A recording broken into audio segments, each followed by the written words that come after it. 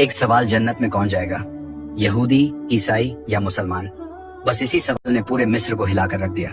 ये बहुत पुराने वक्त की बात है। मिस्र पर एक बादशाह इस्माइल पाशा की हुकूमत थी। उन दिनों लोगों में एक अजीब बहस छिड़ गई। हर कोई आम हो या खास बस एक ही सवाल पूछ रहा था कि जन्नत में कौन जाएगा, यहूदी, ईसाई या मुसलमान। यह बहस इतनी बढ़ गई कि एक फितना बन गई। जब यह बात बादशाह इस्माइल पाशा तक पहुंची तो उसने इस मसले को हमेशा के लिए हल करने का सोचा। बादशाह ने एक बड़ी महफिल सजाई और तीनों मजहबों के सबसे बड़े आलिमों को अपने दरबार में बुलाया। मुसलमानों की तरफ से उस वक्त के बहुत बड़े आलिम इमाम मोहम्मद अब्दू को बुलाया गया, ईसाइयों का सबसे बड़ा पादरी बुलाया गया और यहूदियों का सबसे बड़ा रब्बी भी बुलाया गया। जब सब जमा हो गए तो बादशाह ने भरे दरबार में सबके सामने यही सवाल रखा, आप सब अपने अपने मजहब के बड़े आलिम हैं, आज आप यह फैसला करें कि जन्नत में कौन जाएगा, यहूदी, ईसाई या मुसलमान। सब एक दूसरे को देखने लगे। मुसलमानों की तरफ से इमाम मोहम्मद अब्दू खड़े हुए।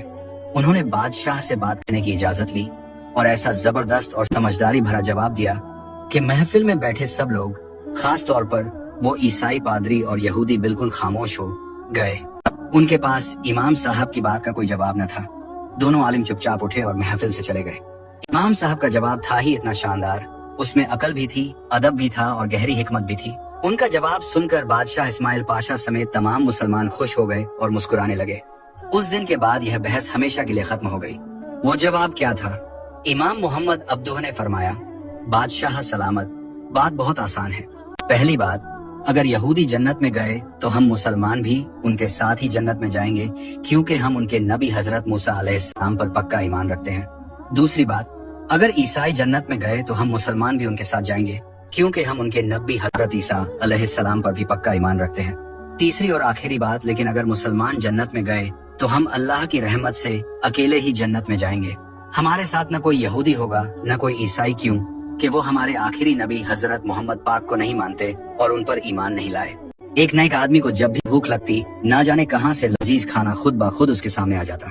न किसी ने लाया, न किसी ने पूछा, बस रहमत-ए खुदा का दास्त रखवान उसके लिए बिछ जाता। वह शुक्र अदा करता, खाना खाकर सुकून से इबादत में मशरूफ हो जाता। मगर एक सुबह कुछ ऐसा हुआ जो उसकी जिंदगी का रुख बदल देने वाला था। वह हमेशा की तरह जागा, मगर इस दफा उसके सामने ना कोई प्लेट थी, ना खाना, ना खुशबू। हर चीज खामोश थी, जैसे रहमत का दरवाजा बंद हो गया हो।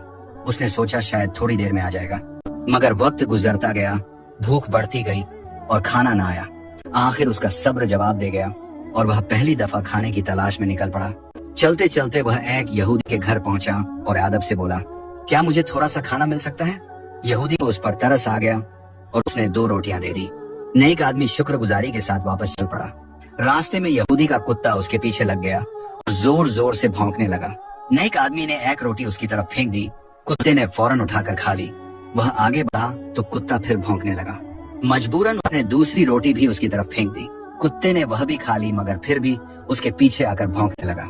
गुस्से में नेक आदमी बोला, ए बे शर्म कुत्ते, तेरे मालिक के घर से मुझे 2 रोटियां मिली थी, दोनों तुझे दे दी, फिर भी तू मुझ पर भौंक रहा है? यह सुनते ही कुत्ता बोल उठा, बेशरम, मैं नहीं तू है। मैं 2 दिन से भूखा हूँ। मेरा मालिक कभी वक्त पर खाना नहीं देता, फिर भी मैं उसके दरवाजा छोड़कर किसी दूसरे के दरवाजे पर नहीं जाता। और तू कैसा अपने मालिक का वफादार है कि तुझे सिर्फ एक दिन खाना ना मिला तो फौरन दूसरे के दरवाजे पर मांगने आ पहुंच गया। यह सुनकर नेक आदमी का दिल कांप उठा।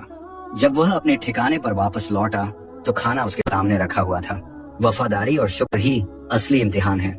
जो अपने रब पर भरोसा रखता है उसे हर मुश्किल के बाद रहमत मिलती है।